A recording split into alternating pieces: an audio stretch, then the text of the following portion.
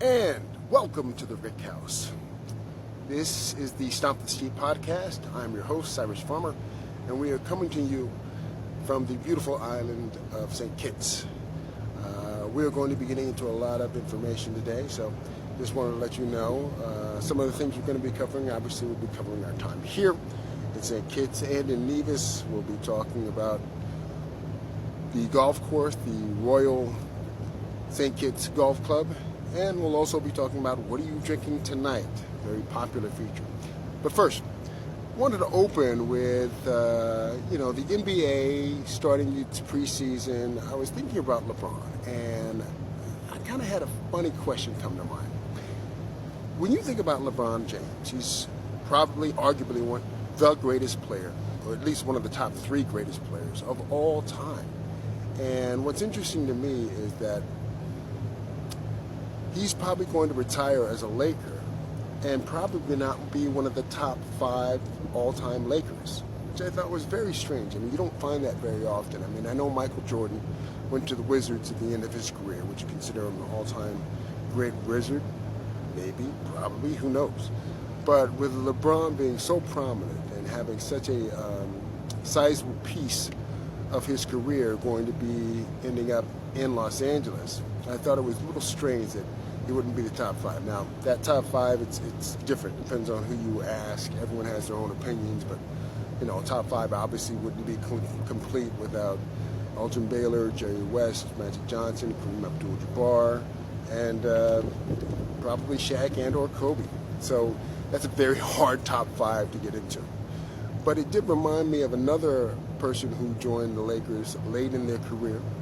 They played about the same amount of time, and they kind of had a similar impact as far as I'm concerned. Both won one championship with the Lakers. They're both all-time greats, considered at the time and after their retirement. So the person I would compare LeBron to would be Will Chamberlain. Now, LeBron, he's spent so far 6 seasons with the Lakers. He's been in the playoffs 4 times.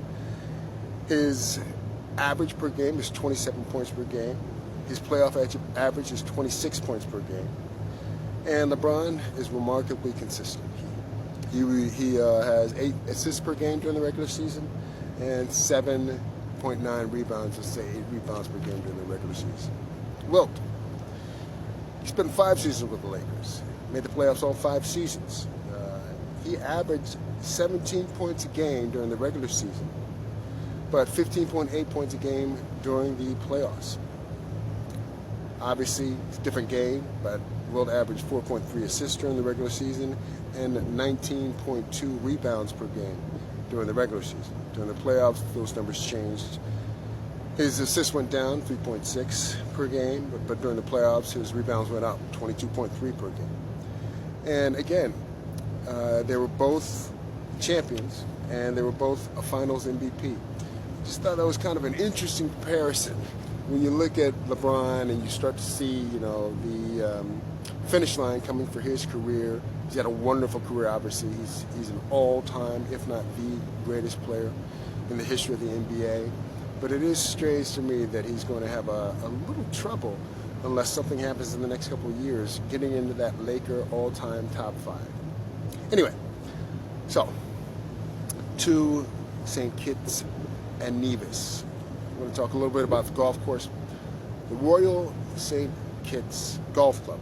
Now, I want to tell you, this place is not in the best shape. This is off-season right now. So we're in October, first 10 days of October. So greens were browning. They were growing some. There was grass seed on some of the greens. The bunkers weren't in great shape. A little shallow, not much sand.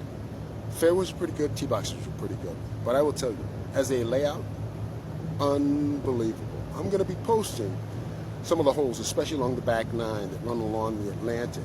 Just really, really, really nice, playable, picturesque golf holes. I think you'll really, really enjoy them. Now, in Nevis,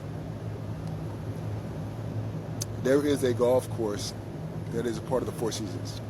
I did not get a chance to play that, but I will the next time I come back. But as far as the Royal St. Kitts Golf Club, complete definitely worth hitting anytime you're here in St. Kitts, especially if you're here during the high season when the course is going to be at its peak as far as conditions. It is really, really a fun, playable course. I think you'll enjoy it. Now, as far as the islands of St. Kitts and Nevis themselves, I got to tell you, one of the first things that comes to mind when we got here, the water, it is not the clearest you'll ever see. It is not the bluest you'll ever see. It's a little more has kind of a bluish green tint, almost more of a turquoise quality. But I will say this, it is so temperate. It's not bathtub water warm, but when you get in the water, it is refreshing. And that's in the best sense of the term. And it's not refreshing in the sense that you have to brace yourself because it's cold and then you adjust. No. It's cool and refreshing. The only time you ever have to brace yourself in the water out here is probably like 6 o'clock in the morning. And then you dive in once and you feel good. But it is so refreshing all day. I don't know if it's this time of year. I don't know if the water's like this all the time. But in the first 10 days of October, every single day we went in the water, incredibly refreshing. It's been awesome. Now, sand, brown sand, high quality sand though, very, very comfortable.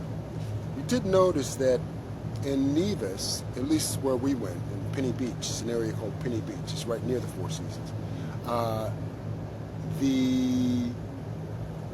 don't know, I guess I would say that the sand was still of the same quality, but one of the things we noticed is there were more rocks along Penny Beach than we found almost any beach that we've been to in St. Kitts, whether it's here at our hotel, the Marriott, or whether it's the beach at Reggae Beach, or whether it's the beach at Friars Bay. There's very, very, very few rocks once the water breaks, once you get into the water, whereas in that little section of Penny Beach in Nevis, there were rocks right after you get about ankle deep and it drops off into the water. Very uncomfortable, not so much fun. But the water was still great. The Caribbean Sea, which is where Nevis is a little calmer. The Atlantic is where St. Kitts faces, most of St. Kitts, and that is that's a little rougher, but even still, it's not too rough to swim. You don't get a whole lot of snorkeling in the areas we were in because the sand kicks up so much. But as far as swimming, splashing around in the water, it was fantastic. Let's see. I will say this. I am an idiot. I have been calling, now I don't know if some of you have seen, but we posted some social videos where I was at Sunshine's bar in Nevis and drinking something I call the bee sting. I'm an idiot. The actual name of the drink is the Killer Bee. So forgive us, Sunshine, for getting that wrong for so long. The Killer Bee is their powerful concoction. It's basically like a Nevis version of Long Island iced tea. They're very smooth, they're very, very strong. If you have more than one, they say that you will be in trouble, and you won't know you're in trouble until after the fact. But it is completely worth checking out Sunshine's bar. In Nevis, it is on Penny Beach, and Sunshine himself was gracious enough to come over, let us try some of his moonshine in addition to the Killer Bee, and we can't thank him and his staff enough. They were fantastic. So, one of the things that I love about the people of St. Kitts and Nevis is that you will find them to be very hospitable, very polite, unfailingly polite, but they do not suffer fools 1 minute. It is fascinating. You go to some cultures, in and around the Caribbean, Aruba for an example, some Asian cultures, you'll find the same thing, where the people who are so dependent on tourism, whether they work in a hotel or whether they drive a taxi, are so ingratiating to the guests, to the foreigners, to the point to where you feel like, well, they don't need to be this friendly because this guy's being an asshole, right? Not the case in St. Kitts.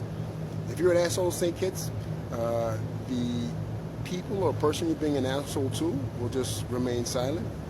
They'll probably give you a little bit of a look like, and stay polite. But you'll know that they know you're being an asshole. That's a great quality. I love that about the people of St. Kitts and Nevis. Another thing, the cab drivers, the bellmen, the people in the local bar or rum shack, they almost all know so much history about both St. Kitts and Nevis, but the Caribbean in general. It's really a wealth of education. It's very impressive. I would come back to St. Kitts and Nevis largely because of the people. The water is great. The beach is good, really good. The food is fantastic. But the people, to me, truly, truly give this double set of islands its real value and worth. So there is St. Kitts and Nevis. Finally, I have a question for you folks. What are you drinking tonight? Well, I can tell you myself, I am drinking something called Old Road Rum. Now, this is a rum that is part of the oldest distillery in the Caribbean, or the Caribbean. It dates back to 1681. They offer tours of this place if you're here on St. Kitts. And Old Road, it is 80 proof. They just recently started producing again, not at the original distillery. They have a site that's on the other side of the island, and they produce their rum from there. Now, I can tell you, it is 80 proof. Allegedly, it is 12 years old. I say allegedly because I think Old Road Rum has only been in business for a little while.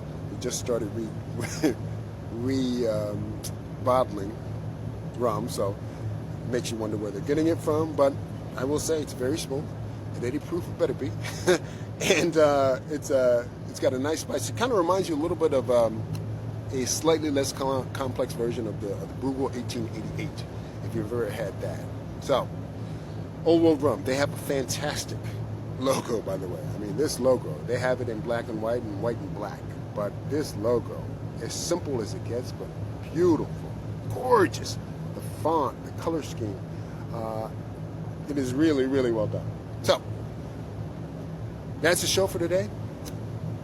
Guys, don't forget, like, subscribe, tell your friends, tell your enemies. We will be back next week for you, stateside, giving you more new content that I think you'll actually enjoy and get quite a bit out of. So until then, this is Cyrus Farmer. This is the Stomp The Tee podcast. Thank you for joining us. Don't forget to like. And as always, we will see you on the first tee.